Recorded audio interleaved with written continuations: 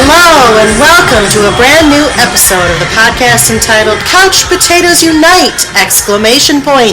This is a podcast based on a blog of the same name because it makes more sense than a co-ed unisex washroom.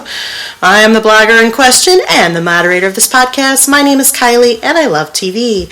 If you feel the same, keep listening and or checking out the blog at couchpotatoesunite.wordpress.com as you're bound to find some common ground or something you like. For at Couch Potatoes Unite, we're all about the wonders and the unique long-form storytelling of the small screen. CPU, ! Wants to wish you happy holidays and a happy new year. We hope you've been following releases of brand new episodes throughout November and December this year, and we have several more new episodes on the way.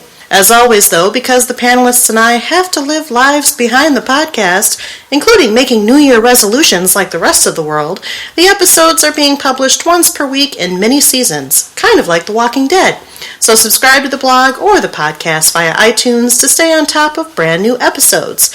We have several episodes already published discussing Downton Abbey, Unbreakable Kimmy Schmidt, Forever, Game of Thrones, and Orange is the New Black. We've taken a look back at True Blood and the X-Files, and more episodes are in the works concerning How to Get Away with Murder, the new X-Files miniseries, revisiting Doctor Who, Once Upon a Time, and Agents of S.H.I.E.L.D., and hopefully many, many more. If you don't hear your show in this podcast format, though, check out the blog. Fellow panelists and I still write reviews, and we're always seeking new podcast panelists, so if you have any interest in joining the discussion, say hello. We have a Facebook page, a Twitter, follow us at CPU Podcast, and an email address at couchpotatoesunitepodcast@gmail.com. Of course, you can always subscribe to the blog, our YouTube channel, our iTunes channel, or our Stitcher Radio channel, and leave comments and reviews. We love feedback. We sort of crave it. To be fair, many of us are performers, which may explain some things. Today's panel and I are looking back at a show that entertains us in its very unique way. If you aren't already aware, from time to time, CPU! Will be choosing shows of all types, but usually of some fame or notoriety, to reminisce about and to consider whether or not they age gracefully, like a curated bottle of wine, or don't hold up as well, like a craft beer past its expiration date, regardless of how we may have felt when we first watched the show, in another chapter of our Looking Back podcast episodes, wherein we review a show that has been gone, either via natural end or cancellation, for some time.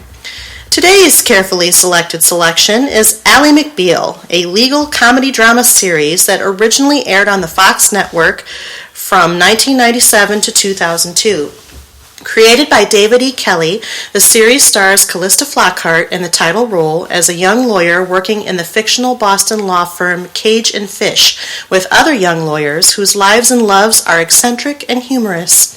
The series begins with Ally joining the firm, which is co-owned by her law school classmate Richard Fish, played by Greg German, after leaving her previous job due to sexual harassment.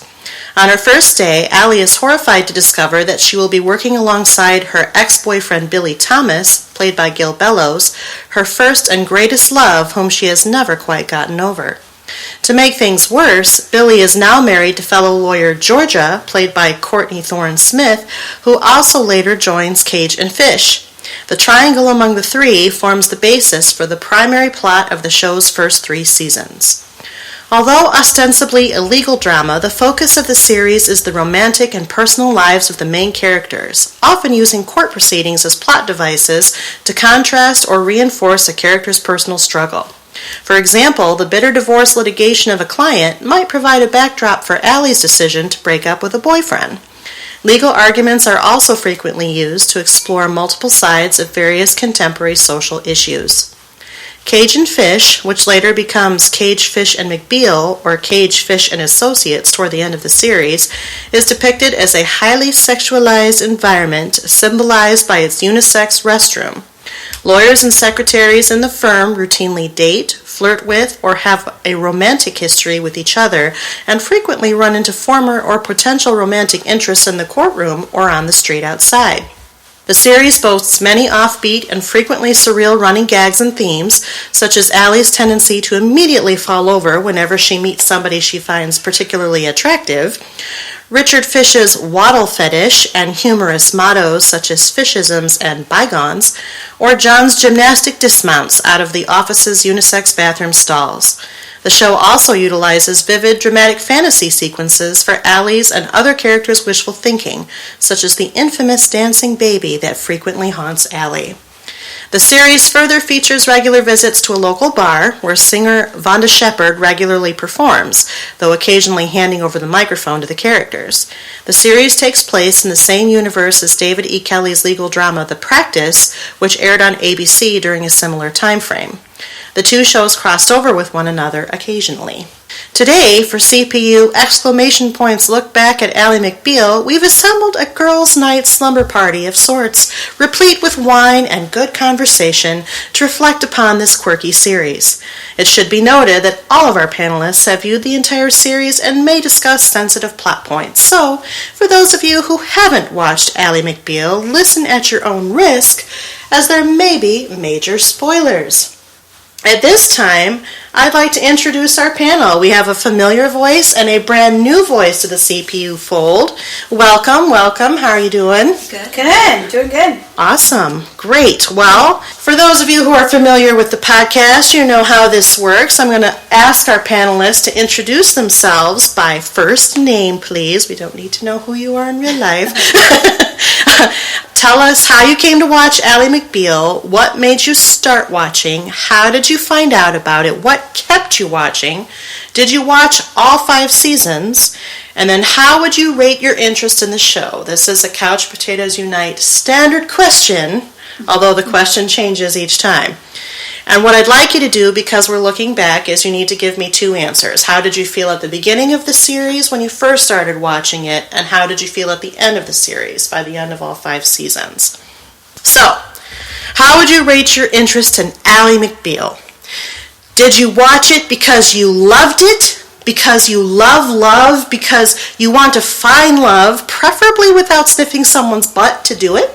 Because you want to have it all, a career you love, a guy you love, a kid you love. Also, you may have an overactive imagination and you needed some kind of outlet, like Ally McBeal.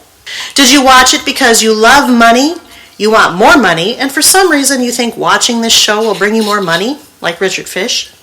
Did you watch it because you love the law? You're not very good with people, especially women, but you excel at the law and you wanted to hone up on some useful diversionary courtroom tactics, like John Cage? Did you watch it because you're looking for ideas for your next big invention or money-making plan, to gain access to your big break to fame in a singing career, or to meet the next man you might try out, like Elaine Vassell? Did you watch it because you like the music, all covered and or arranged by Vonda Shepard, like Vonda Shepard? Did you watch it because your best friend watched it, and if nothing else, you are a supportive best friend, like Renee Raddick? Did you watch it because some people think you are a cold fish, and you want people to see that you really have a heart of gold, like Nell Porter? Did you watch it because you're rich, too smart for everyone around you, so you think, and you have nothing better to do, like Ling Wu? Did you watch it because your husband watched it and you needed tips to help you make sure he wasn't talking about it with his old girlfriend, who likely watched it too, like Georgia Thomas? Or did you watch it at first because of any of the reasons we've just stated, but then you stopped watching it because you had a midlife crisis and or died, like Billy Thomas? So, these are a little bit more obscure questions, but the characters in Ally McBeal are not like characters on other TV shows. So it was a little hard to kind of frame the discussion here. So I'm going to start with Sarah, because Sarah knows how to do this. Hi, I'm Sarah. Hi, Sarah. I started watching Ally McBeal in college because I think it was either on after something I watched or before something else that I watched. Sure, right. But I liked it then. But that's how I came across it. And that was, I think, season 2. I'm aging myself a little bit. It's okay. We already did that on the X-Files. I did. I kept watching because I liked the singing and dancing. I did not watch all 5 seasons then. Mm-hmm. I have since watched them because at the time I lived with my roommate Megan. Hi, Megan, if you're listening. And then about 4 years ago, Megan was like, hey, I just rewatched Ally McBeal, do you want to borrow it? And I was like, okay. So I've since watched it a couple times. My interest in the show, this was the hardest one that I've done. Sorry. I am a cross between, can I be a cross between? Yes, you can be a combination. We've done that before. So I'm going to say Renee, because Megan watched it and was like, here, have my box set. So And you're a supportive best friend. I am a supportive best friend. I'm sure she can vouch for that. But then also a little bit of a Billy Thomas, because this last time through, which would have been my third or fourth time, I was like, I need to stop watching this. Oh. I'm done watching it for now. Okay. So, twist. Foreshadowing. Foreshadowing to the discussion. All right. Well, welcome back, Sarah. Thank you. And our new panelist, hi. Hi, I'm Amy. Hi, Amy. Thank you. Okay, so I won't do it as smoothly as Sarah just did it, so I'm going to look at my page and see. Okay, so how'd you find out about it? I saw ads on TV for it, and just like everything that's like popular at the time, I chose not to watch it right away because I don't go for trends like Cabbage Patch Kids and crap like that. But after seeing some of the ads, I became intrigued because my husband at the time was watching it. He's like, I think that you would like it because it's quirky and you like quirky. So I did start watching it. I did not watch all 5 seasons when I started watching it. It started getting stupid after, can I say, don't listen if you don't want to hear. Oh, yeah, we warn about spoilers all the time. Okay, cool. Spoilers. Cool. After Billy died, I was no longer interested in watching the show. Yes. That whole triangle thing was what kept me watching. But after I found out about this podcast, then I bought the series and I watched it, and I realized that I liked it better now than I did when it was actually on TV. And I saw myself when I was watching it at the time relating to different episodes and letting them kind of guide my life. What would Ally do? Ta-da. So, based on that, you can tell who I identified with, which was Ally. Not because she thought that everything was about herself, which she did, but because she had trouble making decisions. She would get confused easily, and she was just guided by love all the time, and so I very much identified with that. Was that all the questions? Yeah. Okay. Do you say you watched it then because you are like Ally? You love all these things and want all these things? In a way, I got angry at Ally a lot while I was watching it because I was like, stupid. No one thinks that way. But in other regards, I was like, I can totally identify with it. She's very emotional, and I would also get very emotional about a lot of different things. And she's an overthinker, and I definitely overthink a lot of things. In other regards, she's very blunt, and I can be blunt too, but yeah, I didn't agree with her on other things as well, especially later on in the season. So how would you, so this is the standard question in the character spectrum, how would you regard yourself starting to watch Ally, and how would you regard yourself, so like she was the cross between Renee and Billy. Okay. So how would you be beginning to end? Well, I think maybe at the beginning more like Ally, but at the end more like John Cage. Okay. Just becoming disillusioned with a lot of things and still being quirky, but still wanting to like just separate myself from just everything going on. Okay. Yeah. All right. Well, welcome, Amy. Thank you. Thanks for joining us. All right. Well, as you know, my name is Kylie, and I have a complicated relationship with the show Ally McBeal. Sounds like we all do, kind of. Yeah. When it was on in the 90s, I would have been in my early 20s when it came on. I did not want anything to do with it. I actually am not a huge fan of Callista Flockhart, and that continues to this day. She's done anything since then? Yeah, she has. She's been on Brothers and Sisters. I don't know what that It's a drama that was on ABC mid-2000s. Sally Field was in it. I think Sally Field's the biggest name. Callista's probably the second biggest name, and then everybody else. Maybe Rob Lowe was on it for a minute. I don't know. I'd have to look. Okay. But she was on that. She's on Supergirl now. I don't know. I don't either. There's a TV show. I'm assuming it's like a Superman sort of a situation. Yes. Okay. So, there was a movie Supergirl with Helen Slater, right? Okay. There is a comic book called Supergirl. Okay, I mean, out of the DC universe. So is she like the grandmother in the series? Because she does not age well. That's funny you say that. She doesn't She doesn't look very good. Sorry, Callista, if you're Well, listening. she doesn't have a ton of body fat to fill in the stuff. Yeah. I don't know science, but that's kind of what I think. She also did marry Harrison Ford, right? She did marry So she's Harrison busy Ford. doing that. They're still married. Yeah, and she adopted a baby and then married him. So he's probably not a baby anymore, but she's probably busy doing that stuff. Yeah, and he's Han Solo again, so. I know. Bless his heart. I love him. But on Supergirl, she plays the editor of the newspaper. Oh, okay. I haven't watched any of Supergirl yet, and it might be something we cover later on in this podcast, but from what I've read of the previews, there's a very similar Superman origin story. Supergirl doesn't have a canonical story like Superman does. It's changed every time someone's done it. Okay.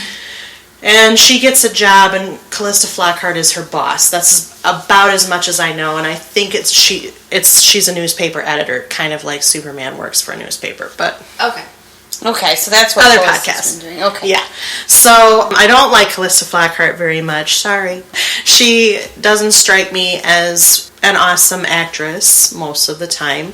And when Ally McBeal was on, maybe you might recall, we'll talk about some of this perhaps, there was a lot of controversy around her and that character in terms of she's very anti-feminist ideals, and feminism was picking up speed at the time that Ally McBeal was on, so there was a lot of controversy because this character became, first of all, the waif that was on all the magazine covers, and then she's very kind of hysterical in her way.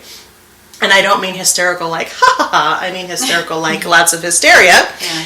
And so... And she has to have a man. She has to have a man. Well, she believes in the ideal. The man provides and she can work too, but she wants to be taken care of. Right. So there was a lot of controversy around it, and I remember tuning in and trying to watch it in its first season and thinking, ugh, what is this? What am I watching? And I did not like her. That was my instant reaction. I don't like the title character, so I'm not going to watch it. But then for some reason later on as the series progressed, the fourth season, of course, features Robert Downey Jr. as a series regular, and I do like him. I love him. I love him. So I tuned in to watch him, and that actually, we'll talk about this in a second, but season 4 happens to be my favorite season, and that's the Without the Billy. Okay. And then she ended up, beyond all explanation, getting a teenage kid, played by Hayden Panettiere. 10. Yeah, she was like 10. a tween. A tween kid, okay. I thought 10 years ago you donated eggs to something stupid. Yeah, and I was like, well, I saw the promos for that, and I had kind of stopped watching, or maybe it was the summer before, and I was like, well, how the hell did she get a kid? She's talking about... It makes no sense, because when you donate your eggs, number one, there's an anonymity clause, and then they let you sign away rights. So really, you can't just adopt the kid. They would have to come in and do, an adoption study and, all this stuff. Well, I don't think she ever officially adopted it. I think they just said, this is your kid, here's a DNA test, and she's yours. Yeah, the aunt. Here you go. The aunt, the adopted aunt, dropped her off. Okay, here's your mom. You want to be with your mom. Yeah. Well, whenever they bring a kid into the series, it's a sign of sure death. Mm-hmm. I know, it really is. So I did tune in for at least part of that season to be like, please explain to me how she gets this kid. But then after a while, the kid, sorry, Hayden Panettiere, I don't really like her either. She turned me off. And also the fifth season, a lot of the regulars, like Peter McNichol, was kind of in and out of that season. Mm-hmm. A lot of people became boring or were gone. Yeah. Bigger things. So really, the only couple of people that were left were Ally and Richard, and Nell kind of in and out. And then there was the whole Glenn and Jenny thing. That was stupid. Which was so dumb. Interesting at all. And I love James Marsden. I would he's on my list of people I'm allowed to cheat with. Sure. The 5. He is on my 5. Yeah. And I adore him. But I was like, come on, you're not going to go for her. Well, Come on. I don't understand why, and this is probably getting ahead of it or whatever, but why they, in the credits, put those 3 people, Glenn and Jenny and Raymond, was that it? As characters, when it took them a whole season to put other people like Lucy Liu and, Portia de Rossi. Yeah, as characters. And it's they've been on here I all of a know. sudden. All of a sudden, these brand new people that no one's heard of, no one cares about, are Right. cast members. Yeah. Exactly. So when that happened, I just turned it back off again. But the reason why we're doing this podcast is because I rediscovered the series through various means. I'm not going to tell the story of why I decided to watch it at that time, but I found it on Netflix, and I was like, oh, Ally McBeal. Well, maybe I'll watch it. Maybe I'll give it the old college try. Maybe I'll like it better. And kind of like you, Amy, I did. I did like it better watching it, and maybe it's because I'm older now. Mm-hmm. I'm more equivalently aged to the character of Ally McBeal. Mm-hmm. She did not annoy me as much this time. She annoyed me a little bit. Like, I was trying to take notes, like, at the beginning, like a good student, and I would write notes like, I don't like her duck face. I don't like her stutter style. Her stuttering! It should be noted to the listener that all three of us are pretty experienced actresses.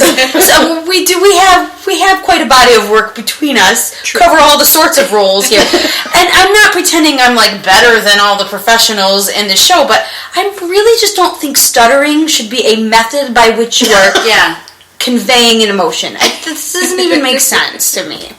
And I think she or the episode directors thought it would be funny, but it's never funny. And like, it was so fun. What she's saying is so important, but like it's not. You're just annoying everybody. Yeah. Spit it out. Yeah. Exactly. So I watched it. I watched all 5 seasons, and then I thought, this is one of those shows that I think would be fun to take a look back at. Mm-hmm. And so therefore we are here. Yay. Because I want to know, and this is going to be one of the things we talk about, how well Ally McBeal holds up. Because if you think about it, it premiered almost 20 years ago. Doesn't that make you feel great? stop. No. Stop it. And I can remember vividly when it was on, so that makes me sad. But it's almost 20 years old, and a lot of it, when I was watching it, I thought did hold up, but a lot of it doesn't. So that's what we're going to be exploring today, I think, as we take a look back. So let's talk about Ally McBeal. Let's start generally and work more specific. What'd you love? What'd you hate? Love the music. Yeah, I liked it better the second time. I remember watching it the first time, I was like, I hate Vonda Shepard. But then later, when I heard it again, and I could like make fun of her and everything, like, and even in the credits they made fun because they would like make something circle into her mouth during the opening credits. Anyways, I ended up liking her music more towards the end. Yeah, Vonda's not my favorite, but just the songs they would choose to have her do, I was like, well, that really tied in a nice bow, everything that was happening. Yeah. And I loved when like Jennifer Holiday was on. Yeah. She was like the sex god or something. No, she was the gospel singer that the preacher broke up with. Okay. Oh yeah. Okay. Yep. And she did it. Her name. Yes. Okay. She was in the original. Do I have that name right? Is it Jennifer Holiday? Yeah. I think her character was Lisa. Yeah. Okay. Gosh, I hope I have that. She was the original Effie in Dreamgirls, and I'm telling you. Oh, okay. That's her. She's pretty good at her job. No slouch. Yeah, she knows. Awesome. She knows what's what. And then I am a huge short people. Short people. Yeah. She's saying. I am a huge Jane Krakowski fan. Yes. I just love her. And in fact, when I was rewatching this the last time, I was rewatching this and 30 Rock at the same time. Yeah. And I had just watched Kimmy Schmidt, and I'm like, can you do anything wrong, Jane Krakowski? Yes. Yeah, she is. Get Netflix and watch it. And then listen to the podcast. For sure. Okay. Because we loved it. But I loved anytime she sang. She was so amazing. She is just so amazing. Good. We love you, Jane. Jane, email us or call in. I liked Jane better when she wasn't all about her inventions. Yeah. They put that shebang behind, then she was fine. But yeah, when it was all about the face bra and all that boob crap with the bra. I do love how Ally kind of laid that out and said, it seems like you just need attention. Well, I kind of liked that. Yeah, that kind of explained some of it. But she deserved it though. Yeah. But I liked every time she sang. I was like, let's do more of this. Yeah. And when Jesse, the guy from Rent, he played Collins. Jesse L. Martin. Jesse L. Martin plays Ally's boyfriend. And then he would do a couple songs with he was good. Lisa Nicole Carson. James Marsden? Is that Marsden. I know. Yeah. Frank Sinatra. Oh my God. I know. Yeah. So yes, good music. That's kind of what drew me in. Yeah. I liked when they would dance in the bathroom. I know it's ludicrous, but it seems like something I would try. And I don't notice that about the bathroom. Only about 50% of the time did they wash their hands. Yes, after that's true. using it. Yeah. That was a little bit gross. The bathroom. We could talk about the bathroom. Let's talk about the bathroom. Okay. The bathroom. Well, number one, I think they were trying to be very, ultra modern with the unisex bathroom and having everything go on in the bathroom. But it did get a little weird with, the gymnastics and then how that one stall opened up into a secret room. Yeah, that was just weird. Well, that's funny. I forgot to mention the character that I relate to as far as interest in the show. So the one I would actually pick is John Cage. Mm-hmm. All right. John Cage is my favorite character on the show. I love Peter McNichol in this. I love Peter McNichol generally. Mm-hmm. He is very fun. And I think even though Ally is relatable at times, to me, John is a little bit more relatable just because I kind of recognize the awkward geek in him and regard myself similarly. It was ludicrous to have the secret room, but at the same time, his hole, but at the same time, I totally wanted the hole. So, and if we would all love that. Yes. If I had a hole at my workplace, I think my workplace would be at least 12% better. Yeah.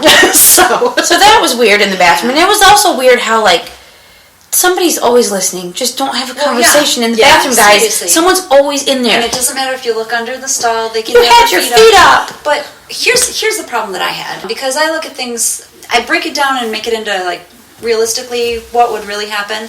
Richard was always lighting a match or lighting a candle or whatever, which meant he was pooping in there. But people still had a conversation in there. If somebody poops in the bathroom, you don't want to stick around. You don't have a conversation. You don't. I do like a fresh bowl, though. So that was important. But, so many conversations would happen. And, okay, here's the next point of realism. You never heard anybody tinkling. The only time you ever heard anything happen was one time Elaine threw up or pretended to throw up in the bathroom. That was the only time you ever heard any sort of bathroom noise within the stalls. that's true. which, in and of itself, isn't atypical to television. But if you're gonna have half the scenes in the bathroom, right? Somebody's got to go. Like a bathroom, yeah. Especially when they all exit at the same time and they're flushing. It's it was silent for 10 minutes before you flushed. What were you doing? Yeah. How do you pee quietly? Yeah. And can I get your? I guess I didn't think about it that hard. Sorry. I know. Well, I don't know if Amy's like me, but when you're doing a podcast, I kind of thought through some of these things. I think about things like that anyway. When You do overthink things. You said that. It's true. It's true. But you think about, okay, I know that they would not stick around and stare at themselves in the mirror when this is happening behind them. Mm-hmm. Yeah. Agreed. So that was a big part of the show. I think that the was bathroom. a huge part of the show. Yeah. So yay for. I really liked what you had mentioned in your intro, how a lot of the courtroom cases that they did related to their real life, or they made it relate to their real life in some fashion. Sure. That made it really interesting. I enjoyed the courtroom aspect of it a lot. Now there were parts of it that were ludicrous, obviously, but that's always what I enjoyed seeing the most. Yeah. Did you have a favorite judge? I did. I had two favorite judges.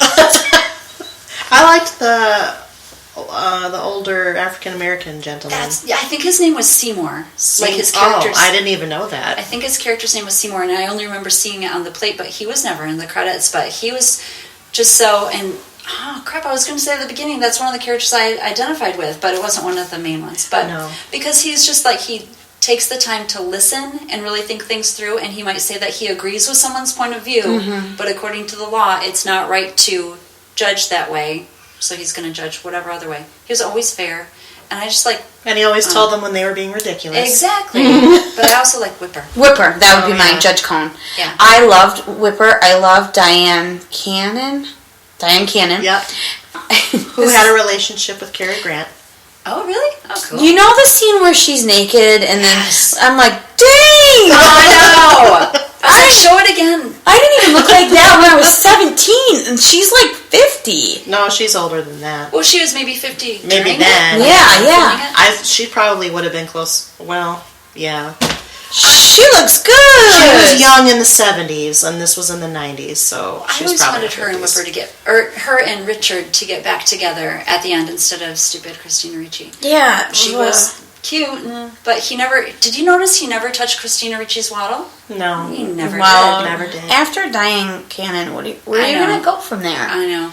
Like, what are you going to do? She was my favorite judge. Happy Boyle was, of course, cute and quirky. But, Yeah. But I like Whipper. Yeah.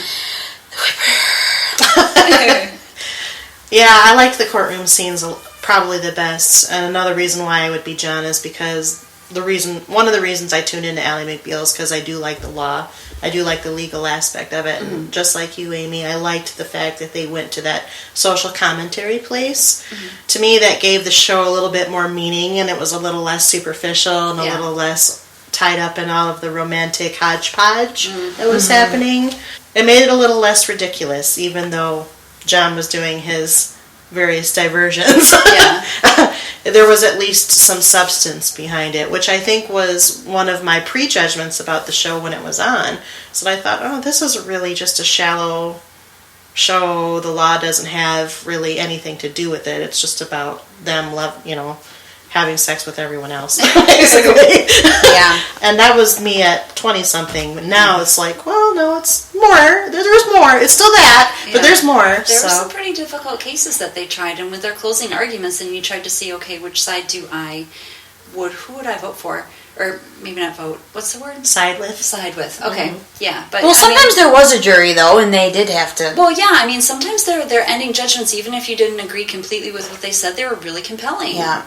And so you're like, made you think a little bit. But I never understood why if they found for somebody and they said the other side had to pay like 75 cents. It's like, how do you come up with that number?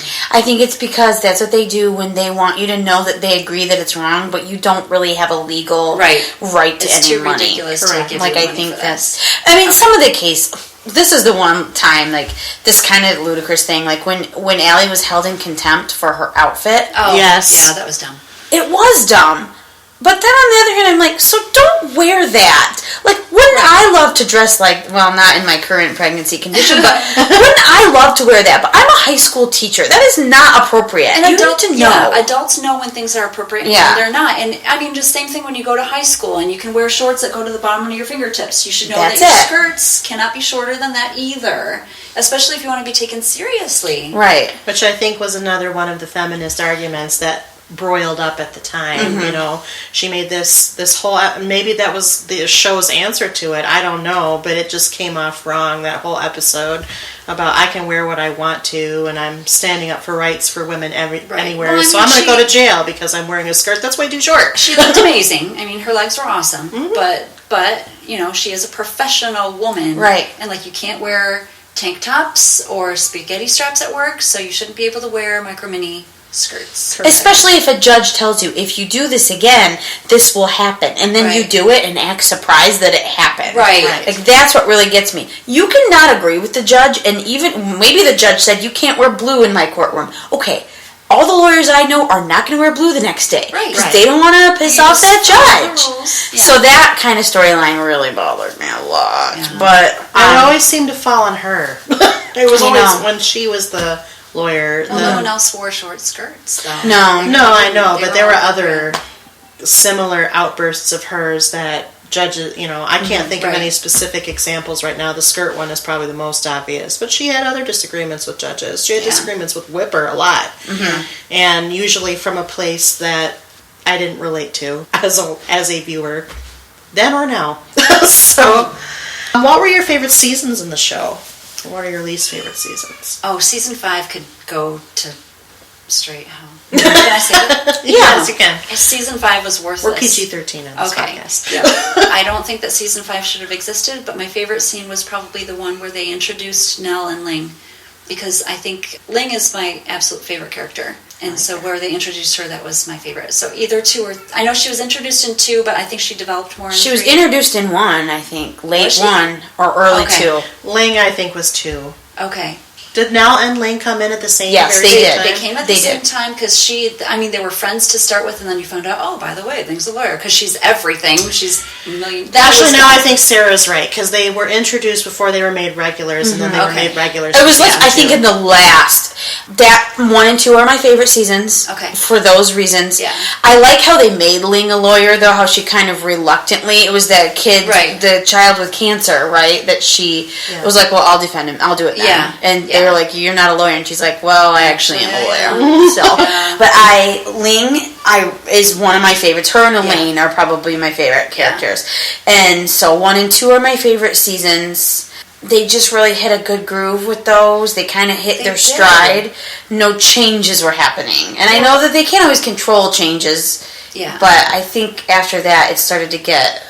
Well, I think one of the biggest things that made the show was that triangle between Billy, Georgia, and Ally, and it was the strongest in, I think, maybe season 2, before they made Billy a jerk, because he was an awesome person in season 1 and 2, and then all of a sudden in season 3, you could tell that they were about to kill him off, you know, and they started to make him jerky. But yeah, that was the crux of the show, was that tension between them, and that made me love the show in season 2 and 3, and then after he died, I'm like, Ally still has problems with her love life. Whoop-de-doo. So they killed him off because Gil Bellows elected to leave. Okay, well, he probably saw his character going rogue, something. Or did he decide to leave and then they made his character go? Yeah, he fulfilled the terms of his contract. Okay. So I think the arc that they sent him on in the 3rd season was post his... Because he had a brain tumor, right? He had a brain tumor. So that was why he was acting erratically. Yeah. I agree with that. The love triangle being so important, and really for me one of the core questions that this series was developed on is, do you get over your first love? Or do you always go back to that? And I think that is such an interesting question, one that we could probably all ponder personally. So when they kind of got away from that question, it was like, oh, well, what is she conflicted about now? And then they brought in Robert Downey Jr., and I do love him, but then unfortunately he went to rehab, so he couldn't do the next season. I wanted them to get married so bad. I know. Everybody did. This is why I loved season 4 the best, because as much as... I agree that love triangle was very strong. It had a very strong foundation.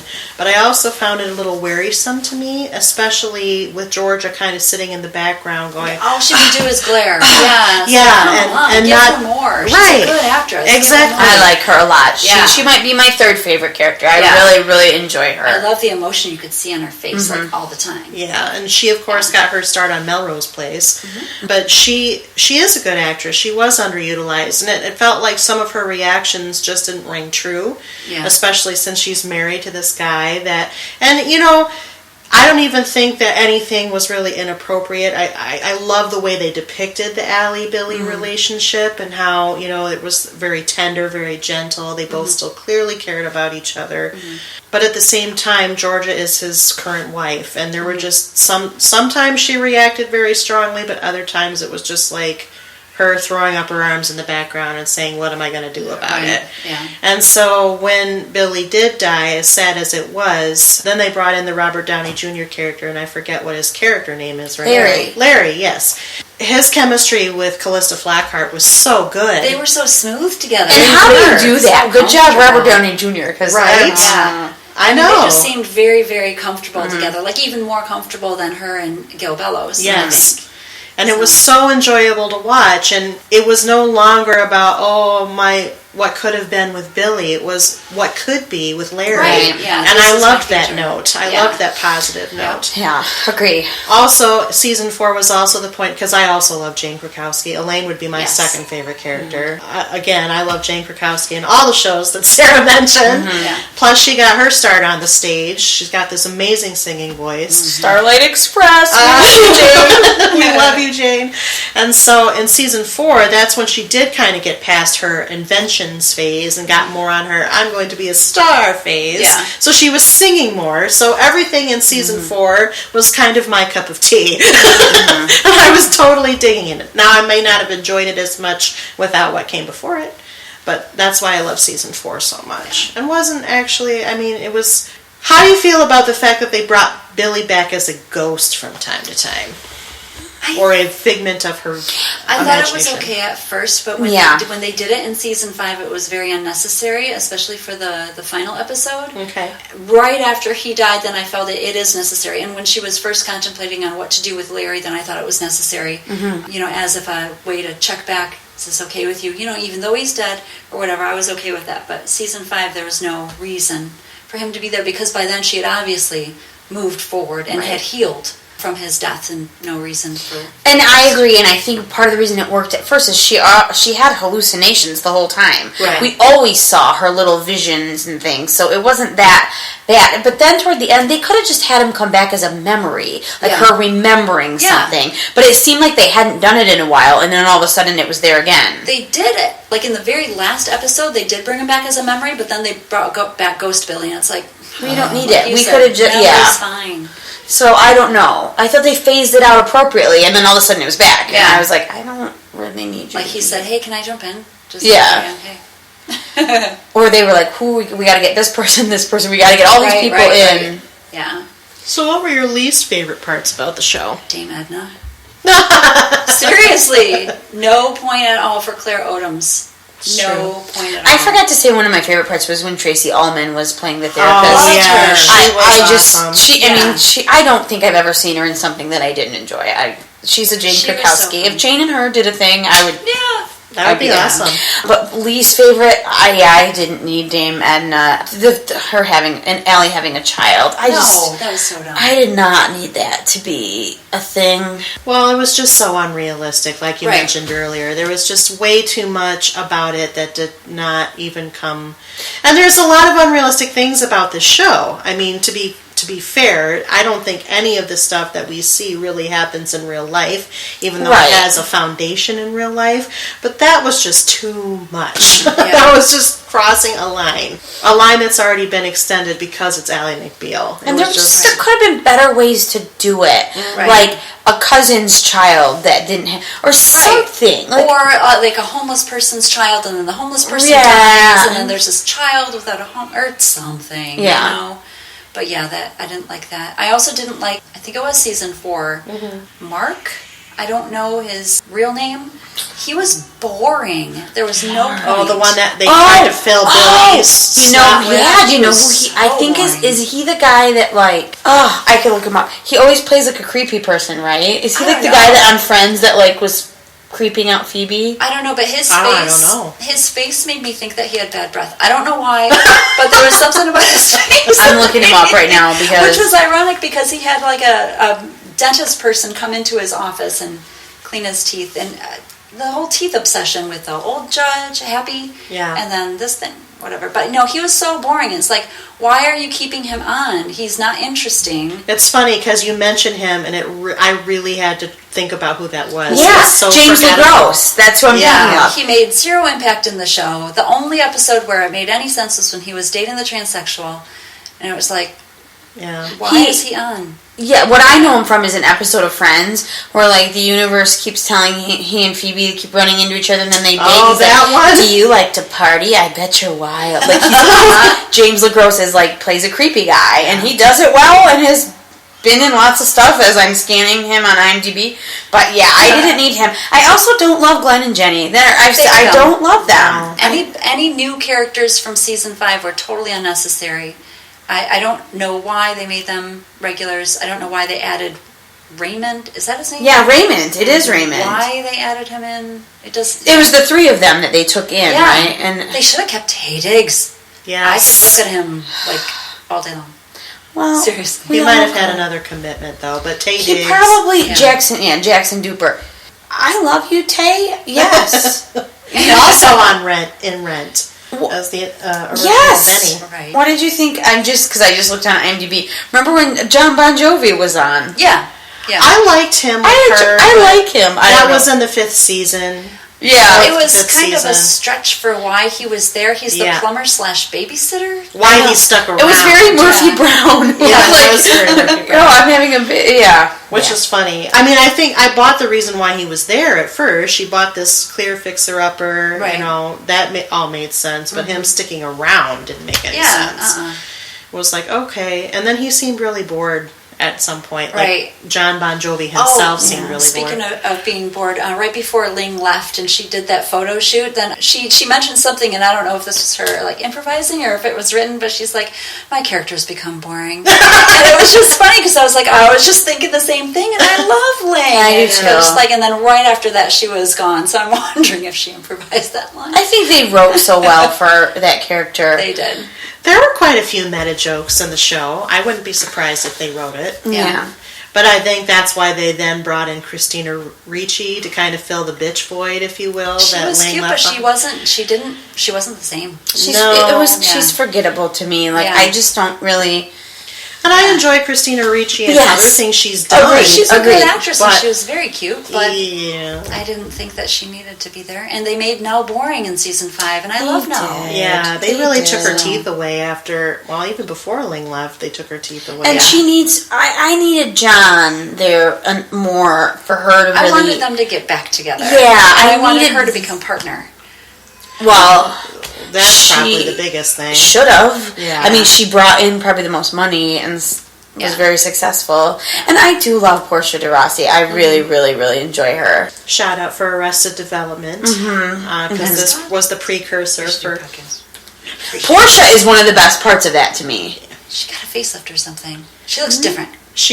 Her eyes look different. Maybe. She was smoking hot in Ally McBeal, and then most of Arrested Development. But this new Netflix one, her eyes look different. Well, she's older too. But still. Maybe she's just happier, so everything got... Maybe she married Ellen, who's like awesome. Yeah. That's true. I So don't know. that's another podcast. Though. Yes. Sorry. Yeah, but she was young in this, and I didn't know her from anything. She was in Scream 2. She had a small role in that, and then just kind of burst in and did this. And I just loved her whole, like, I love how she recognized that she needs to be taken seriously in court by putting her hair in a bun, you know, in opposition to Ally McBeal's miniskirts. But then she realized that later on she could still be taken seriously as a lawyer even while wearing her hair down. So I like that. But she was just so smart and just so fluid in her delivery. And yet, really insecure, like when John is insecure and can't respond to her sexually at first, she gets insecure, which who wouldn't? Like, she's in her underwear and you're like running away. Yeah. I love that about her, like that they wrote her vulnerable. And I like that they made her, just like they made Ling, nice at certain points. Not all the time, like, don't you dare think that I'm a nice person, but every once in a while, you know, like by getting Barry White to perform and stuff like that. And which, speaking of the music, that was my anytime Barry White came Oh, yeah. out, that was And awesome. Al Green, right? And Al Green, yeah. I enjoy him, too. Yeah. But Don had that whole Barry White shtick. I wanted him to do it more, and he did it way more in the beginning than he did towards the end. He lost Barry White for a while, and I was like, it kind of loses his essence a little bit. Yeah. Which they explored on the show. I mean, I think that was a story. But I like Nell a lot. She was actually the other character I related to quite a bit. Because I think for Nell, nothing comes easy, despite the fact that she's, very beautiful, very smart. Nothing comes easy for her. Well, and being very beautiful and everything, then people don't hit on her because they're intimidated by her. And that was her whole point, I think, in one of the episodes. Yeah. So you kind of talked about the series finale. You mentioned it earlier. How did you like this? Because they were canceled. It wasn't you've run your course. It was we're inviting you off the air now. How did you feel about the way they tied it up in the end? I like it. Didn't like it. I didn't like it either. I find it problematic for a lot of reasons. Well, what are those reasons, Sarah? Well, okay. I want to tell the listener that I am a mother and I am a teacher and I care about children. So I do not mean to sound cold by any means. But just because your child is like sad about something, that doesn't mean you should move your whole life. Yeah. You should, well, first of all, she shouldn't be your child. Like, she should be living with somebody that she grew up with or whatever. But second, that doesn't seem healthy. So every time this girl is sad, don't teach her how to deal with it. Don't get her help. Don't get her therapy. Just move back to New York with her. But it probably won't even solve the problem. Probably not. So that was a really weak reason for me. There should have been an awesome job offer, and it would be good for her too to be back near other family. Right. I get that as like a small side reason, but that being the main reason. She just became partner. I mean, that's even more reason to stay in Boston. Right. What I didn't like about the finale was because it was Richard's wedding, and then they made it all about Ally leaving. It's like, can't you leave on a different day? Yeah. This should be all about Richard, and it was only a tiny little bit about Richard. And then everybody is just standing there like crying for 20 minutes. I almost fell asleep. It's like, stop being so maudlin. It was boring. It was boring. Yeah. It didn't leave on the note that it started. I mean, I think one of the things that I look for in a TV show and how I regard how well it holds up is, was there a good through line? Was there a good beginning, middle, end? Ally McBeal did not have that. No. It started off it was a very cheeky note the way it started off. The fact that she quit her other job because of the sexual harassment, sued them, ended up working for the lawyers she got to help sue them. You know, all of the different storylines that evolved from that, from working with Billy and that sort of thing. And it was still happy and hopeful, and there were she was, very wistful, but there were lots of good things that were happening that made the show funny. The finale, and really much of season 5, lacked the comedy that it started with. Right. Season 5 was trying too hard in so many different ways. I didn't like how they brought back Georgia and Renee for the finale. Why did he leave them out of all season 5? They're important characters, but why drag them back to Rich's wedding? They weren't friends with Richard. They weren't friends with Richard. Well, and Courtney Thorne-Smith by that time had moved on to the sitcom with James Belushi. According to Jim. Yes, according to Jim. Yeah. And the woman who played Renee actually had some drug problems as well, and had taken time off the show. So I think they were trying to shoehorn everybody back in. Like, this is our big farewell. Yeah. But like you say, Amy, I think they were trying too hard, trying to stave off the cancellation that came anyway, basically. They're just, what would have been nice?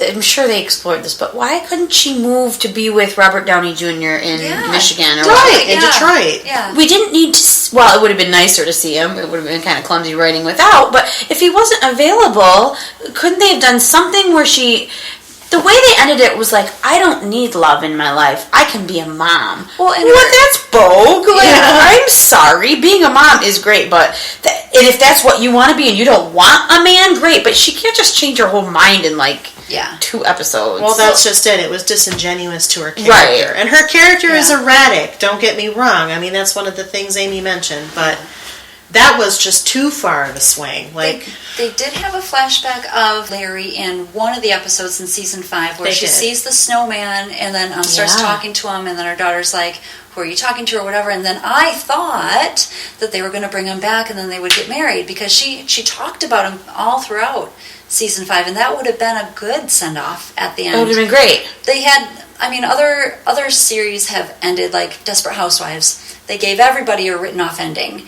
They could have done that with this one, and I would have been happy. Or they could have kept going. I can't think of an example now, but sitcoms were like, it ends to the viewer, but it keeps going. Yeah. I'm struggling to think of one, but I like when they do that.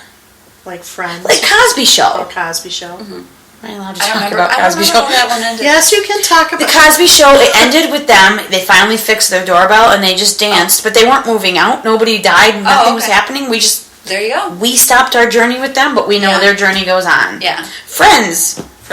More things happen. Right, yeah. They had a small change, but... Right, they just grew up a little bit. And then got coffee. And then got coffee. You Like they always had. Exactly. But they chose kind of a Seinfeld ending where we don't really know what happened, but everything... Yeah, was just going to keep going on. Watching her walk away while she's crying, and then she says, I'm really good at crying. I mean, something's good's going on with my life, or there's something, I don't remember how she phrased it. Yeah. But they just watch her walk off down the street. Freaking drive her to the airport. Seriously. Well, and that's one of the reasons that turned me off of the show was, I know the show is called Ally McBeal.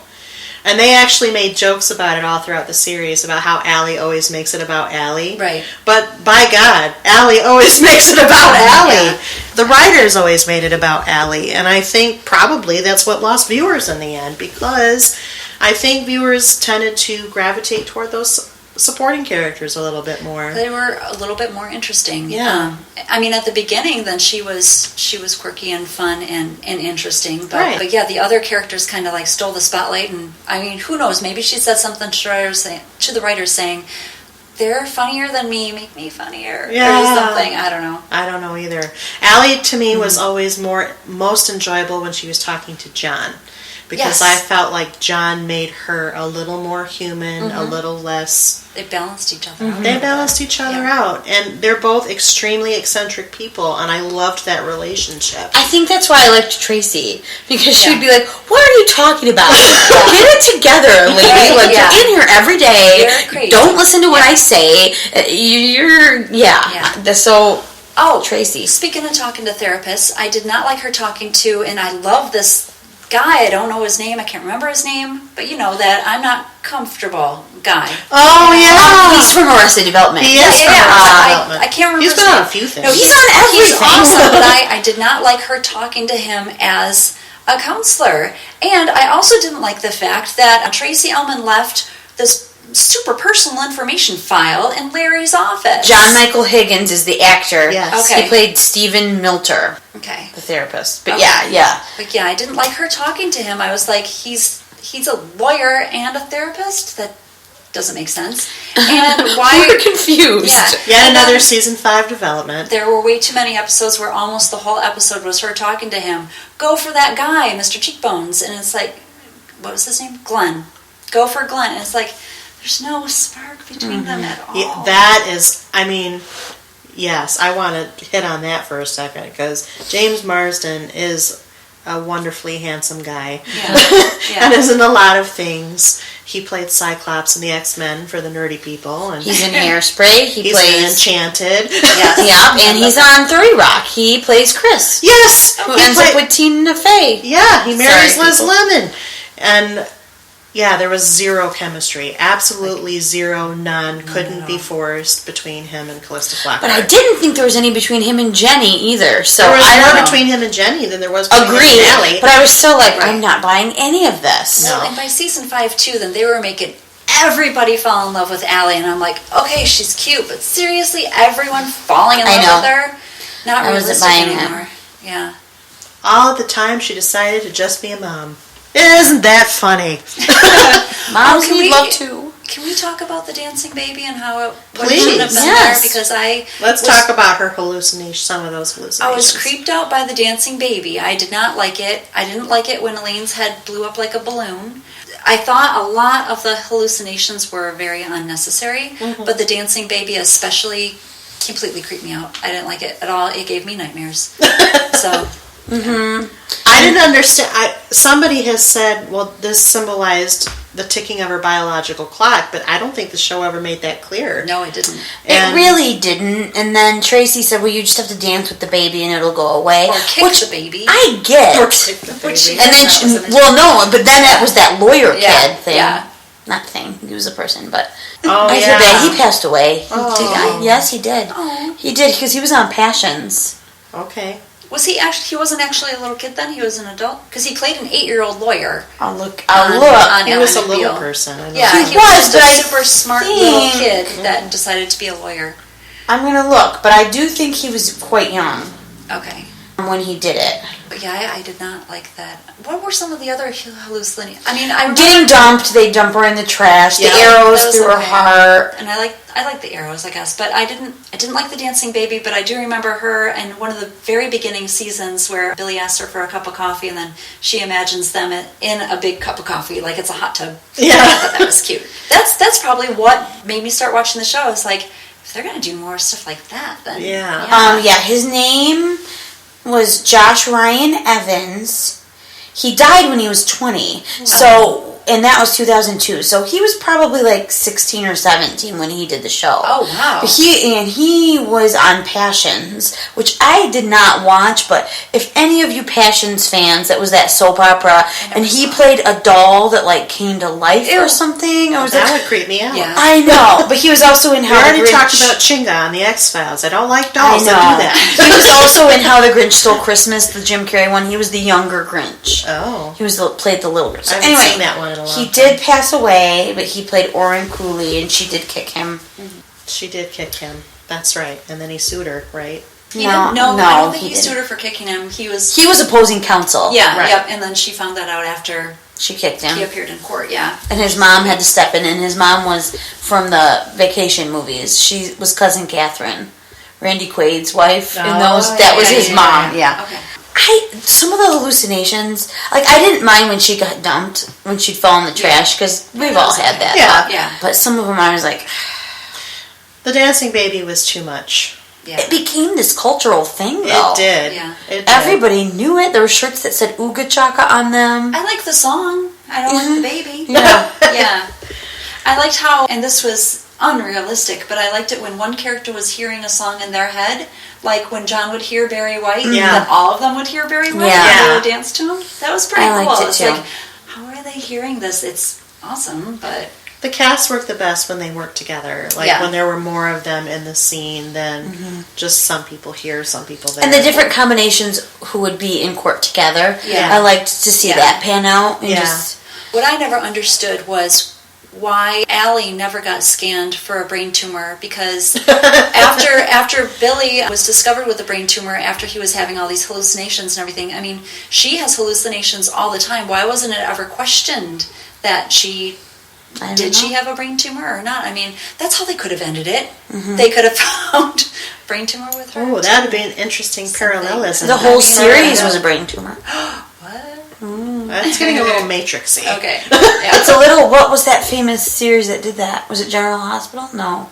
St. Elsewhere? Lost. See, elsewhere. Yeah. Oh, I thought it was lost. But it wasn't a that brain was tumor, Lost. right? That's different. Okay. It was his son who had autism or something that... I don't know. That's like the 80s, and you're stretching my brain. I know. Somebody email us if you know. Okay, because But yeah, she was way crazier than Billy ever was. Yes, And for sure. Yeah, I mean, she could have had multiple problems in her brain or whatever. Oh, speaking of problems in the brain, and this is just one little episode. The one guy that had the tumor and it made him happy all the time. Yeah. That made me sad when they took it out and made him a jerk again. But I mean, it gave me hope that sometimes brain tumors can be a positive thing. I don't know. Well, and that's one of the show's better qualities, because I think they did always show, no matter how, despicable the case might have been, or how notorious, or how poorly behaved Yeah. some of our characters were, there was always a positive side. Yeah. The show always did show the positive side. It may not have won out in the end, but there was always a Yeah. positive side. Oh, I just remembered something. Okay, so in your intro for today, and Yes. you mentioned that, was it Boston Legal, the name of the place, or the practice? The practice, yeah. Okay, so I think it was either season 1 or season 2. They started off this murder trial, which they never completed, and then they brought Hot Stud Man back in a later episode saying, hey, we worked together before. It's like, yeah, Bella but you never... McDermott. Yeah, but you never finished that episode. Why did you leave it hanging? it finished on the practice. Yeah, it did. They did a crossover. Oh. Yeah. So if Okay. if you bought the box set, I think it's in the special features. It probably is, and I didn't watch this. Yeah, but when I was just rewatching it on Netflix, I was like, how did this end up? Because she Yeah. thought she was Lizzie Borden in a past life, right? And it was her first major criminal trial. Yeah. If you own it, I believe it's in the special I'll have to features. look. Yep. The second couple times I've watched it, I've been on Netflix though, and it doesn't. So I Right. I don't remember what happened, but And I'm not sure if the practice is on Netflix or not. Okay. I just I don't remember think it just dropped off and left you hanging. And it's like, this is kind of like their first big case in this collaboration with it. And if that's their only collaboration, that's fine. But then in a later episode where he goes, hey, we worked together before, it's like, at least resolve it before Yeah. you Right. have Yeah. them talk about it. that David E. Kelly, he's tricky. He wants you to watch all his shows. Speaking of which, that's a brilliant segue, Sarah. I do what I can. So, Ally McBeal, of course, was created by David E. Kelly. We already kind of mentioned The Practice. But he's also done Boston Legal, he's done Harriet's Law, he's done a whole bunch of legally based shows. And he's done Michelle Pfeiffer. That's They're true. married. They're married. That's hot. Yeah. He's done a lot of stuff. He's done a lot of stuff. He's an accomplished writer-producer, and he's had a lot of shows come to TV. Have you watched any of his other shows? I haven't watched any of the ones that you mentioned, but Okay. it's possible that I watched something that I didn't know was by him. Okay. But I haven't watched any of the other legal dramas. Although I'm interested in it because I love reading the books. especially by John Grisham. Yeah, I like reading all like law books and crap like that. But for law shows, I think a lot of them happened when we were probably in rehearsal. That's true. I watched The Practice sporadically, and I mean, I've probably seen 7 episodes here or there. They were on TV at the time, and I wasn't doing anything else. I liked it, but it wasn't it didn't grab me so hard that I had to watch it every week. It wasn't appointment television. Because at the time, I was in college, I was watching Dawson's Creek, let's be honest. You know what I mean? And Friends, and that kind of stuff that everybody came down to your dorm room and watched. The Practice wasn't one of those sorts of shows. But I never really watched Boston Legal.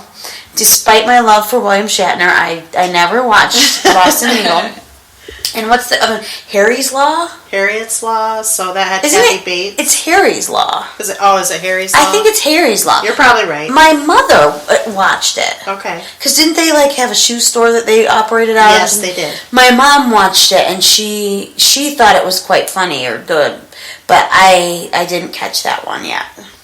I actually did watch Harry's Law, and I think I watched it because of Kathy Bates, because she's a really good actress. She's a genius. I haven't watched any of his other shows either. Would watching Ally McBeal inspire you to watch? Yeah, I mean, I really did like the writing, except for episode 5. I mean, I hated it. I hated everything about season 5. Yeah, but I mean, I thought that the other ones were really well written. The characters, for the most part, were well developed. I would give it a whirl.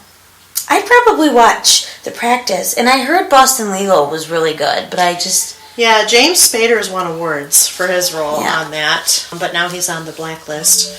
Oh. I don't know. I just never got in there and did it, but if they came up on my Netflix and I was not watching a bunch of other stuff, I might give them a go. I'd certainly watch The Practice, because I do like a lot of the people that were on that. I like Cameron Manheim. Yep. Yeah, she's really a good. lot. I really enjoy her. And I haven't seen her in anything recently. So Cameron, drop us a line. Let us know what you're up to. Yeah. I always ask people to drop us a line. Right. No one ever does. What? Maybe someday, Sarah. Maybe someday. Yeah, I don't know if Ally McBeal would inspire me to watch those other shows. What I can say from having watched multiple David E. Kelley shows is that they do follow a very similar formula. Kind of like all of Shonda Rhimes' shows and some of these others that get repeats. They have a very specific formula that they have built their success on. And with David E. Kelley, it's always a lawyer, legal-based show, and it's always about somebody who's outside of the mainstream. So Harry... Her real name is Harriet. That's why I keep calling. But she starts off as, this big-time corporate lawyer, does not like the grind anymore, is butting heads with the good old boys, wants to make a difference. So she quits this job, or is kind of, manhandled out of it because of changing times, and just decides to be a defense attorney and to fight for the people on the streets, and somehow becomes hugely successful in that. Also, while sharing a shoe store. Ally McBeal is, this kind of crazy, hysterical person who is really, really smart, but she's crazy and hysterical and has a lot of hallucinations and, boyfriend troubles and things of that nature. So there's always a character like that. And so for me, once I get the beat of how someone works, I'm less inclined to watch the other shows. Like you said, if they're all the same, then maybe I won't. Yes, interested. I mean, they're not technically all the same. Right, but a similar format, though? There's a similar format. Similar tempo, similar... Because you do watch Harry's Law. Renee Raddick makes an appearance. I don't even remember that. Well, it does say that. Cool. It says it is set in the same universe as Ally McBeal, due to the appearance of Renee Raddick in Season 2, Episode 22, Onward and Upward. Well, it's been a while. That show got canceled, and I don't remember that episode. So. It was only 2 seasons, I think. It was only 2 seasons. That's a very short-lived show. I remember an episode of that where someone was on trial because they were posing as a superhero. That was pretty cool. Appealed to the comic book thing. They did that in Arrested Development. In the last episode that I watched, I think it was Season 4, Episode 4. Okay. Anyways. So about Ally McBeal. Yes. Whether or not you watch other David E. Kelley shows, would you recommend Ally McBeal to others? Why or why not? I would, because it is interesting and it is a good storyline and it does tug at your heartstrings and it makes you think. It's not just a fluff show like so many sitcoms are. And I think each episode has a point, where there's a lot of shows nowadays where, and Seinfeld started this, where it's just about nothing. But these shows actually have a point. So I think that I would recommend it. I would recommend them to stop watching after season 4. Because season 5, like I said before, doesn't add anything to the show. It detracts from it. It puts a bad taste in your mouth about the show. So if you want to leave on a good Ally McBeal high, end at the end of season 4. But I would definitely recommend it. Okay. I would recommend it, but I would say know your audience. I would not recommend it to just anybody. Well, no, yeah. Whereas Arrested Development, like, I could recommend that to anybody, but this one, I would recommend it to a friend who was looking for something that was heartwarming and entertaining and interesting and quirky and didn't mind having to really work for it for a little bit. Yeah, I think I'd have to agree with that. I would say Ally McBeal is not for everyone, and that some people are not going to find her funny. I think if you're younger, you're not going to relate to Ally McBeal as much. I actually feel like you have to have some life behind you before any of this stuff resonates with you and tugs at your heartstrings. Just like any of us. We watched it 20 years ago, and we may have been about it, and now we're like, we can respond to it more. Right, exactly. I don't know that I would watch it multiple times. For me, it doesn't hold a high rewatch value. Like you said, Amy, season 5 does put a bad taste in your mouth. By the end of it, you're like, ugh, it's just such a not a great note to end the series on. Yeah. But also, once you've crossed, through there are episodes that I would love to rewatch, things that made me laugh, usually that focused on John Cage, because like I said, he's my favorite. His tended to be the most heartwarming to me, but I don't know that I could watch the series as a whole. Like, I feel like watching Ally McBeal again done. I don't think I could do that. Yeah. So, any other thing you want to say about Ally McBeal? Any other final closing thoughts or anything we haven't covered? There are episodes that just made me cry so hard. Last Billy episode, I was just in tears, and my dogs were like, what the heck is going on? They really were, and I was glad that no one was home. When I rewatched it, when I watched it the first time, I have no idea what I was doing. But I know I cried after that one, too. I know that now that I own the series, I recall myself being a lot more emotional about it this time than I was when I first watched it, and it may have come with maturity, like you said. One of the irritating things about it is that things would come and go, and then when they would disappear, then no one questioned the fact that they disappeared, like John's love of frogs, and just little things like that. It's just like, why doesn't anyone care? Okay, never mind. Speaking of Glenn and Jenny, they disappeared as quickly as they appeared, too. Yes. I mean, if you were going to shoehorn all of these characters in, you might as well tell us where they went. They just kind of stopped showing up to things. And Taye Diggs completely disappeared. The Mark character completely disappeared. It's like, at least fire them or something, or say that they transferred to another firm like they did with Georgia and Renee. Or Renee was never with them, but Yeah. Well, and I think that's one of the things that the writers did not get right is they started to lose track of their own continuity. Yeah. Little simple mentions of things could have helped. I think sometimes I get the feeling, or sometimes while I was watching it, both times I was watching it, I got the feeling that there was a writer or a set of writers that, okay, the story's got to be all about Ally McBeal, and then we'll fit these other people in somehow, as opposed to this is a fully fledged ensemble with a main character, don't get me wrong. They all have different stories and stuff that they're doing, and we want to know what happened to them as much as we want to know what happened to her. I said it before, I'll say it again, I really think that's one of the things that got to the cancellation, because I think they focused way too much on her. Right. And not enough on the other very interesting, very funny, well-performed characters. They had a lot of heavy hitters in their cast. They did. So, a lot of Broadway people. I'm going to compare this specifically to Will and Grace. At the beginning of Will and Grace, some of the characters weren't very well developed at all, and as the series went on, then they became more firm in their being. This one, everybody was dead on from the beginning. Everybody. I didn't see any kind of arc of character development, whereas boring. There you go. They were just there from the beginning. Yeah. Yeah. And then somehow lost their way. Many of them did. Yeah. Yeah. I'd agree with that. I'd agree with that about Will and Grace too. That should be another podcast. We'll talk about it. I didn't watch it. I'm sorry. I know. That's your homework. Okay. Jack and Karen. You ignore Will and Grace. It's all for Jack and Karen. Right, and Jack and Karen at the beginning, then they were like, eh. But Yeah, then they were after not. like a little while, then you're like, I love them. I know. Yeah. They were the reason to watch. Anyway, but that's a whole other podcast. So, with that said, I would like to thank Amy and Sarah for joining me today for the CPU exclamation point discussion of Ally McBeal.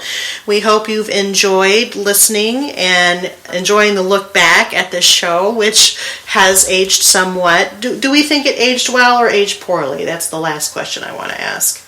I don't think it holds up in today, but I don't think it aged poorly. It's a good snapshot of that time, I guess. I don't know if I'm answering the question. I think it could still hold well today, you know. Yeah, there were some things that were dated. I think it holds up. So you're the craft beer for the time, and you're the fine bottle of wine. Sure. Okay, fair enough. I don't even know if I have an opinion on that question. I think probably I'm in the middle of where you are. I think some of it holds up very, very well, especially the parts about social commentary, because I think a lot of the issues they were exploring in the courtroom are stuff that still means something today. And people still have strong opinions on today. Correct. But I think that some of the unisex bathroom, unfortunately, dates it very well. I mean, a lot. It dates it a lot because that's kind of an 80s, 90s thing to do. I didn't even know that was a thing. Yeah. This is the only thing that I've ever heard of. It didn't catch on, but Okay. there was a time when it was discussed, like, why do we even have these divisions? It should just be one and all for one. And, but then people realize these divisions probably are better than worse. More, you know. I wouldn't want to use a unisex. Yeah, not Boys me. are stinky. Yeah, boys are stinky. Well, anyway. And on that note, with that said, again, I'd like to thank Amy and Sarah for joining us today and for taking a look back at Ally McBeal. Stay tuned. We have other episodes, like I mentioned in the introduction, coming down the pike. Our next episodes will be focusing on How to Get Away with Murder. So if you're a fan of that show, the big tease for this one is that I will not actually be moderating it. We will have a whole new moderator because I don't watch that show. I watch so many other ones. I don't have time for them all. So some familiar voices that you know and love from CPU, one of them will be moderating and others will be joining her in that discussion. But for right now, keep listening, keep watching your TVs, keep checking us out on the blog, YouTube, iTunes, or Stitcher Radio. You have so many options. Tell us how we're doing, what we can do better, what we can do more of. We'd love to hear it. And stay tuned for future episodes. Keep listening, keep watching. Bye.